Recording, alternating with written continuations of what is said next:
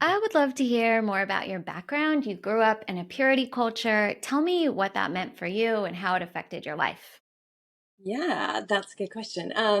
So I grew up in a small town and small church. Parts of it were amazing, felt like a family. Mhm. My dad was one of the pastors at the church. So we were kind of like leaders in a way. And at a young age, I felt that pressure and responsibility to be good Mm, and to be like Jesus. So um, it was beautiful in so many ways because I had such a rich upbringing in spirituality and like connection and faith to the divine. mhm. But it was the 80s and 90s, and if anybody listening knows, the 80s and 90s in evangelical culture was very much about it was like the backlash from the 60s and 70s of the free love movement, and it was their way of also responding to the fear of the AIDS epidemic. And so what was taught to us in the church was complete and utter abstinence.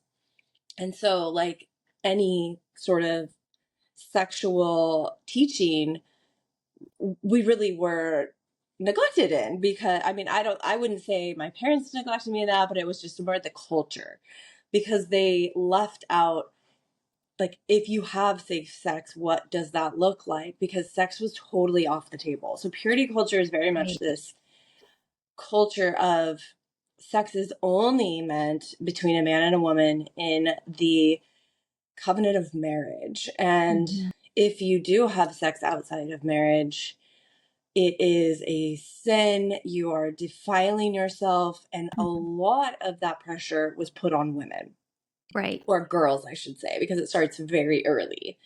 So girls are carrying this weight around. Oh, my body is a weapon, or it feels like a Mhm. weapon. So it's all these like covert underlying messages that are so murky and sticky that the confusion itself creates a feeling of disembodiment in girls and women and men, because they're also hurt by purity culture rhetoric. Yeah. But a lot of girls are taught to cover up that their body is a stumbling block for men and their Um, spirituality. And if you have those feelings of sexuality, so we're taught in purity culture that men are more sexual than women, which is right. not true. So women are covering up, girls are covering up, boys don't have to.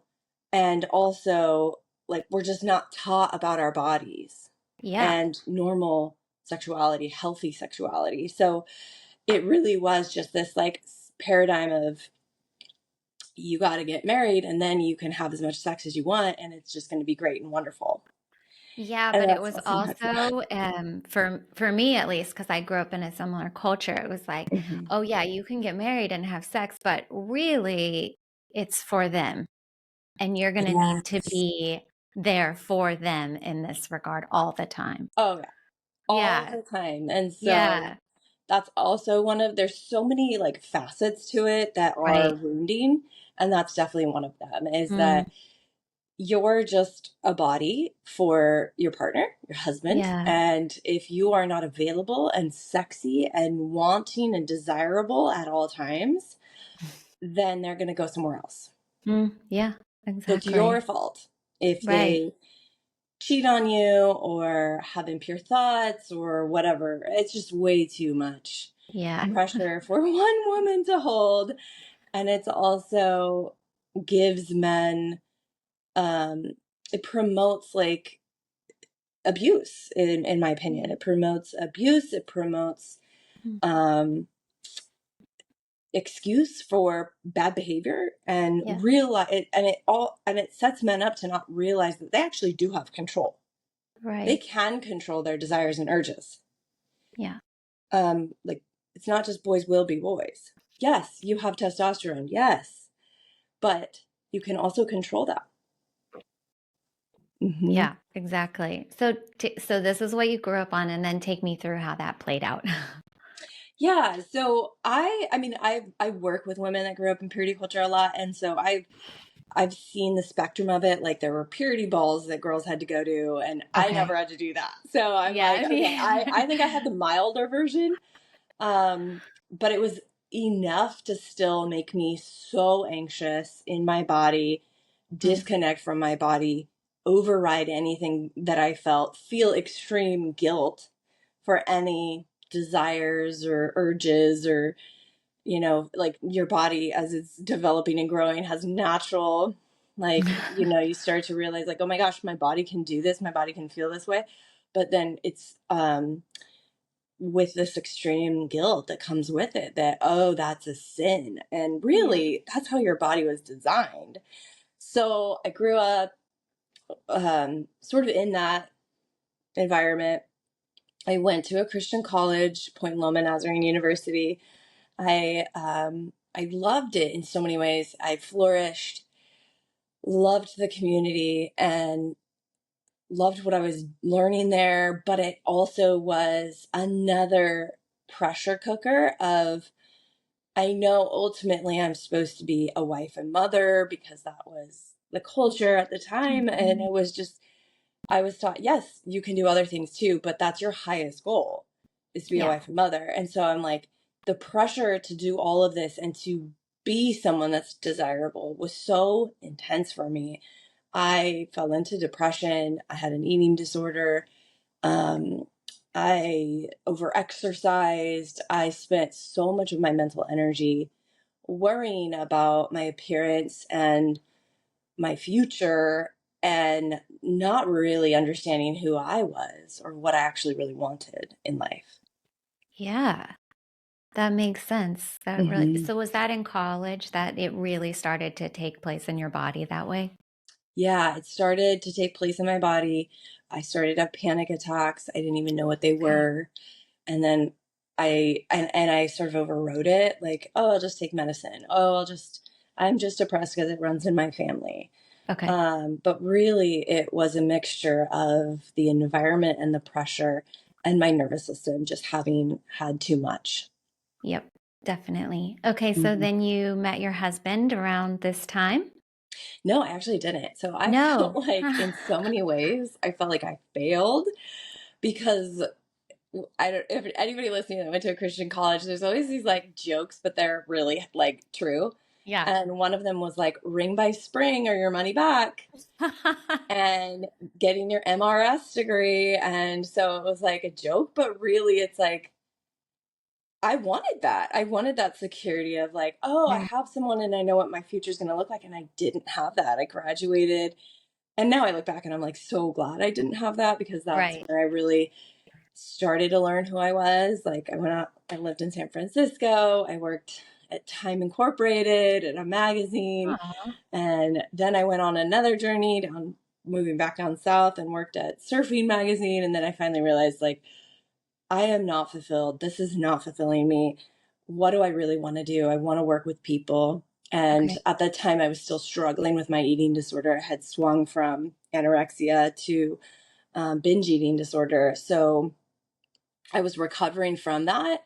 And Mhm. I was like, oh, like the best counselors I've had were the ones that had gone through it, the ones Yeah. that had eating disorders and given me hope that, oh, if they could do it, I could do it. So that's really what made me like figure out and learn that I could become a mental health counselor. So I went back to school.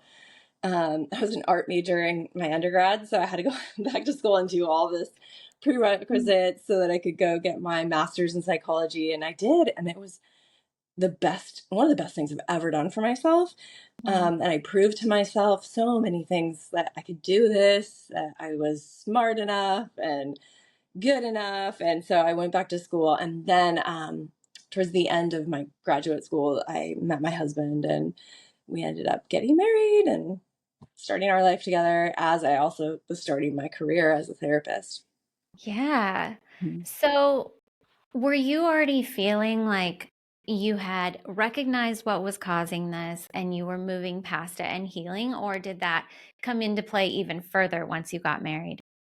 Oh, yeah. No, I think I'd learned about it was like a layer. I had learned the first layer that, oh, I put so much pressure on myself. I have ideals that are not realistic. And but that the religious piece or the anxiety piece really wasn't clicking for me about like where it came from. It Uh-huh. didn't click for me until I had my second son. Okay. Yeah. What made Yeah. that click? I was extremely anxious. Like I had some birth trauma with my first son and was on bed rest and ended up having to have him early from having a placenta tear. So that was terrifying, but it wasn't till after that that I started to really get more and more anxious Okay. and had some PTSD symptoms Mhm. from some other traumas that were coming up. And I was so anxious with my son, Zeke, when I was pregnant with him. I went back to therapy and, um, oh, and maybe it was when I knew I was supposed to have a third baby. I just knew it in my body. I had a dream about her. But I had this thought, I like almost didn't feel like I deserved to have a third baby because I was already so anxious. Mm. And I realized though that I never want to make a decision from the place of anxiety. I didn't want anxiety to win.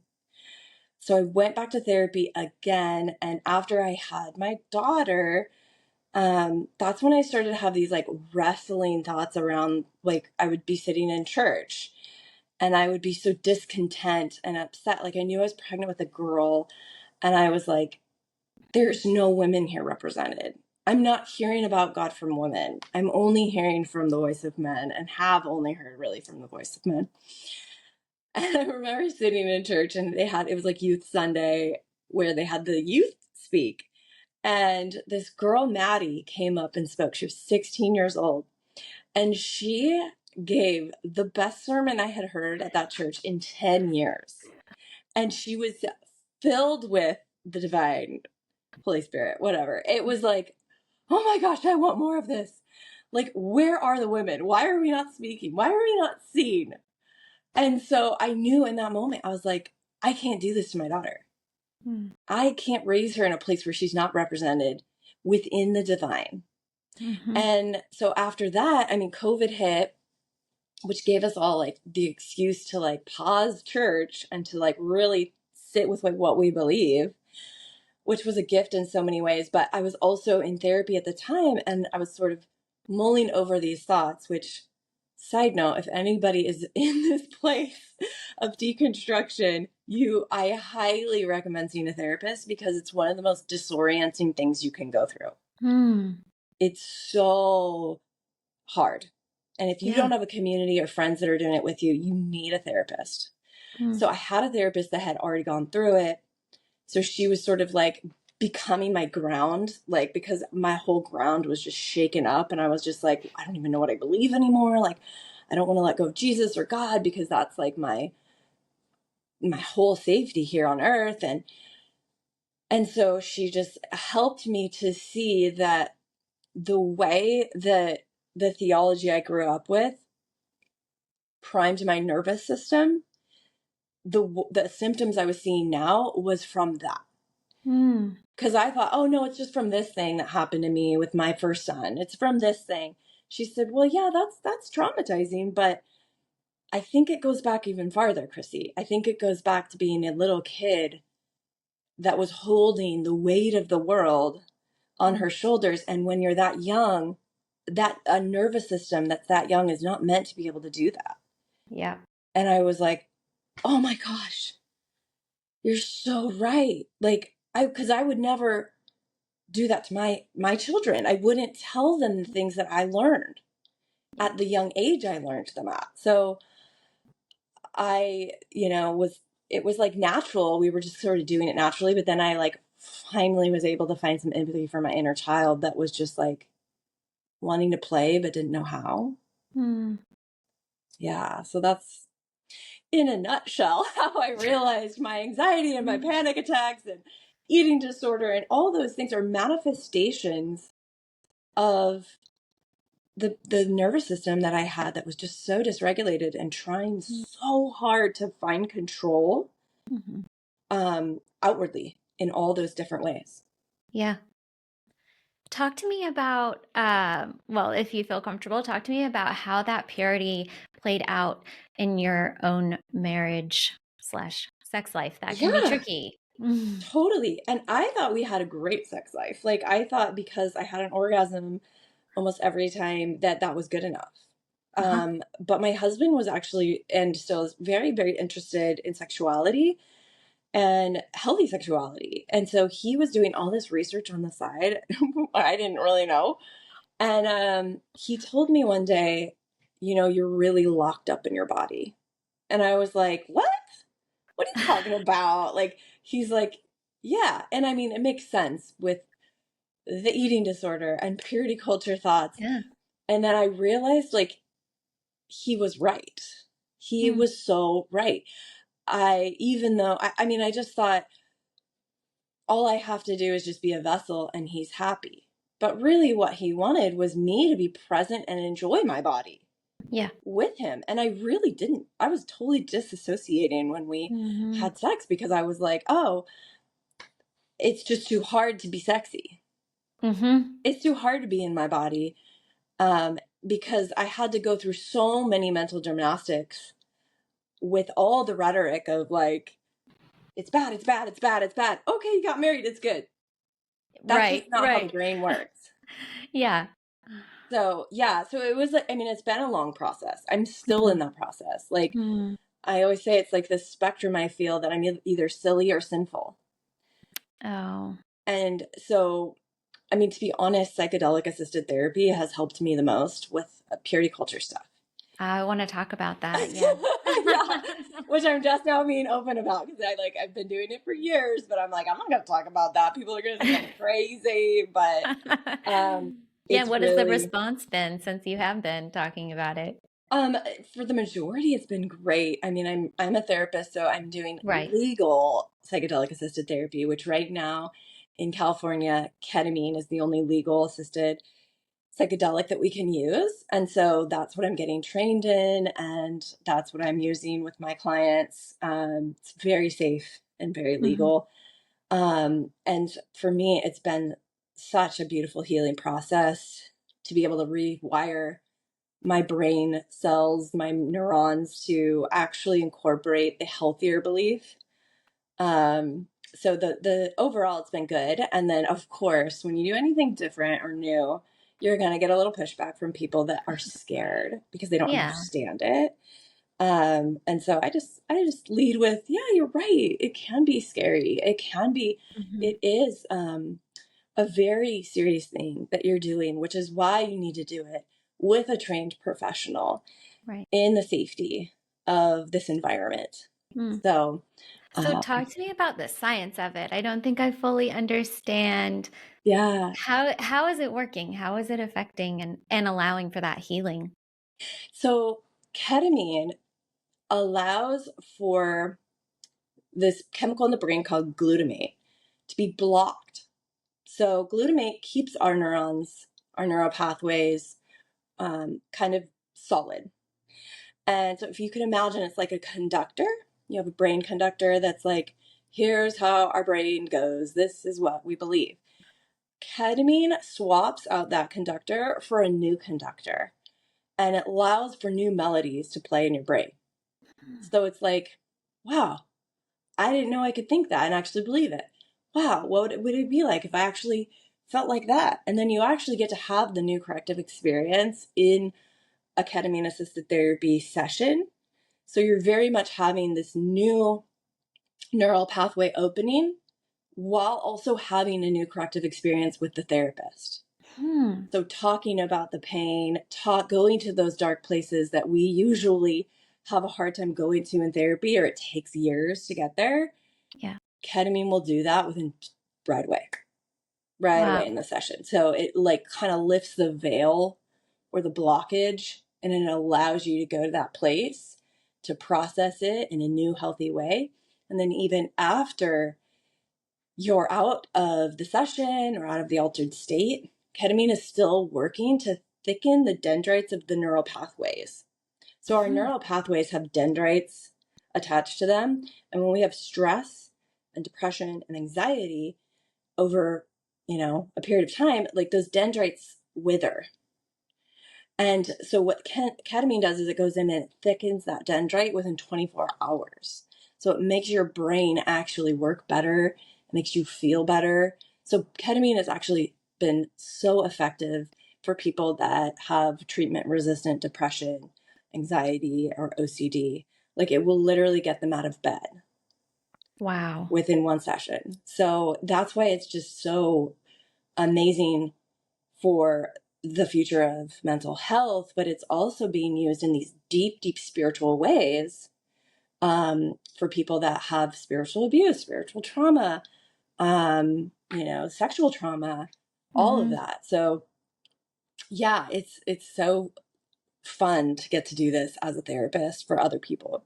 Yeah, definitely. Mm-hmm. I want to go back to when you were talking about your religious deconstruction and just ask, like, how did that play out on your marriage? Because a lot of times, if you're not going through these things at similar times, there can cause a lot of friction. Yeah. What was that like? Yeah. I mean, I was pretty lucky in that my husband was also feeling the rumblings of discontent and a misalignment. Yeah. Um, I think he probably just would have stayed and gone through the motions if I would have. Yeah. But I sort of led the way, and then he just was like, "Oh, I'm right there with you. Like, let's talk about this." And so we just were talking. We just talked and talked and talked and talked, and we still do. Hmm. And I still talk about like, let's find a church that believes what we believe now. Let's go to community. I need community. And he's just like, nah, I'm fine. But I'm Yeah. like, I know, I want that again. But so we still talk. We just talk, talk, talk, talk. But I have had friends that have gone through this process and their partner didn't. Their partner was too threatened by Right. it. Yeah. And that ended in divorce because it was like, Mm. oh, this is my deep theological belief, and I can't mess with my connection to source in that way, which Hmm. is so sad because connection to God, spirituality, source is so personal. But when it's done through that lens of like theology and there's certain beliefs you have to believe, that's when it becomes to me religion. Yeah. And so I've seen that happen. I think it's so completely sad because it's like you're choosing the religion over the partner. Hmm. But it really is because people are afraid. They're Yeah. so afraid to look at their beliefs. And especially if people don't have a healthy attachment to a primary caregiver as a child or their Mm. partner, Hmm. the attachment is really to God, and it's through the lens of the church. So the Mm. church is the good parent, and there's no way they can leave that. Mm. Okay, that's interesting. Yeah. I wouldn't have seen it through that, and that makes sense. Yeah. I have a question, and we can cut this out if you don't feel comfortable with this, but as a mother, and I feel the same way. I grew up in this, and you have this like there's right or wrong, and then you're wanting to do something new, and you know that doesn't align, and that there's more to it than that. And then Hmm. we have children, and we're raising these beautiful Hmm. humans, and then I find it difficult to know how are we talking about sex with our children in a way that is still feels connected, Yeah. but that doesn't put that shame on them. Yep. That is such a good question. And I asked that to my therapist one session. I was like so anxious, and I said, "How am I going to get all my children to the altar or to get married as virgins?" That was literally my anxiety. And she goes, "Oh, Chrissy, that's not your job." And I was like, "Wait, it's not? That's not my job. Okay. Oh, phew." And she said, "Your job is to teach them to be connected to their heart Mm, and to teach them safe sex to protect themselves." And I was like, "Oh mhm. my gosh." And so when I went on this like journey of embodiment and I got trained in an embodiment practice called nonlinear movement, I met so many other people that were asking the same thing. And I met one woman who said, I want to create a program for girls to learn how to be in their bodies so that they know how to say no. Yeah. And if they knew what their body was supposed to feel like when you have sex or when you let someone else in your, you know, in your space, Hmm. then they would be able to say no more and to understand what a yes is. And that to me made so much sense That because does I make think a sense. lot of girls will do something they're not ready to do. Um, and even in marriage, this happens, right? It's like, oh, well, I don't want him to touch me, but I have to. No, your body is yours. And to fully live in it is your birthright. And Mm. so I'm going to teach my kids number one, safe sex. That's just a basic. Number two, be connected to your head and your heart. Consent always. Does this enthusiastic consent? Am I pressuring this other person? Do they want it? And then we're also teaching them the sacredness of it. So they know it is still something that is so sacred that you don't want to just throw it away with anybody. But we're not going to teach them that they're a withered rose if someone touches them, and we're not going to teach them the shame. I would much rather have my children have sex before marriage than get married to have sex. Mhm. Me And I too. say that all the time. I'm like, Hmm. that Me too. terrifies me more than Yeah. if they were to have safe sex in a loving way with someone that they're in a relationship with. And that just makes sense. Yep. It does. It was such, yeah, you said it all really clearly in a way I really hadn't put together before. And I'm really grateful for that. Yeah, and I mean, I'm still in it. Like we have only a Yeah. 12-year-old, that are oldest, but Yeah. we're picking up things that work along the way. Like one of them is to have a lot of 1 minute talks. You just Okay. 1 minute talks. You don't have to have one talk and that's it. You get to Yeah. talk about it and you'd be like, yeah.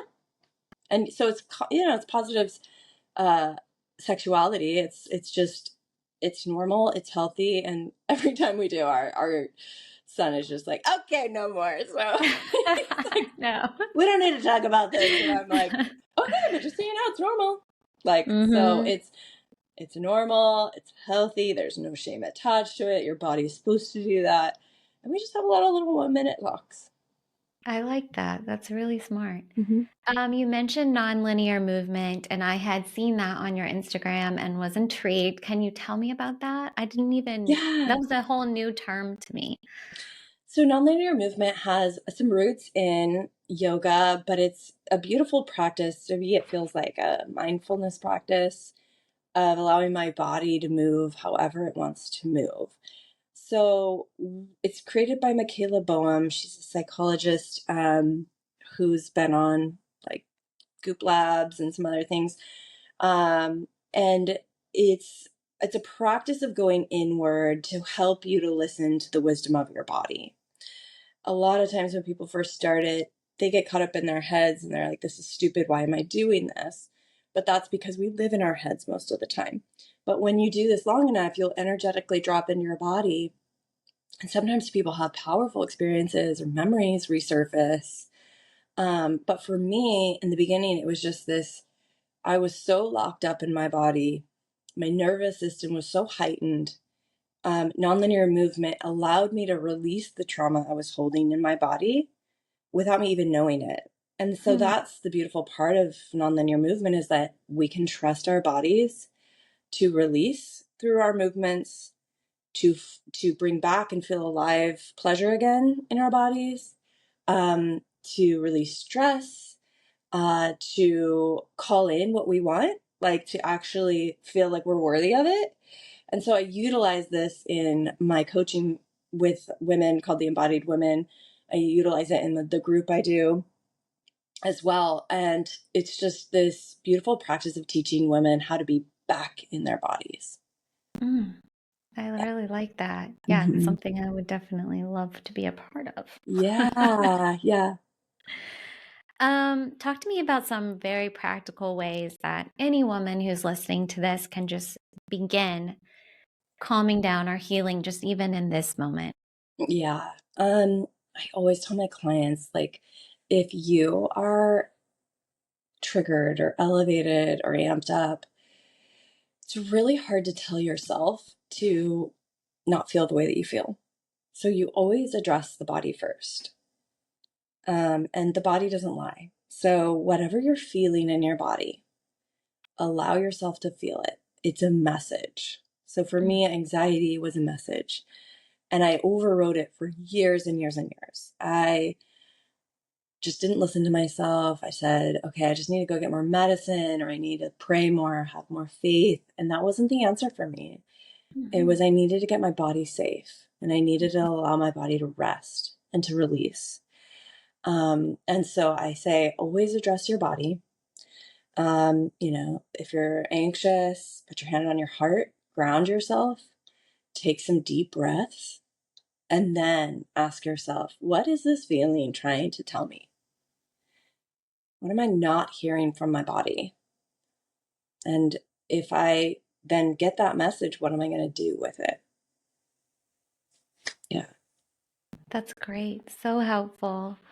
Any advice that you have for women who are they're feeling that disconnection in their body? They recognize that. Mm, yes. If you feel that disconnection, I just encourage you to be honest about it and ask for help.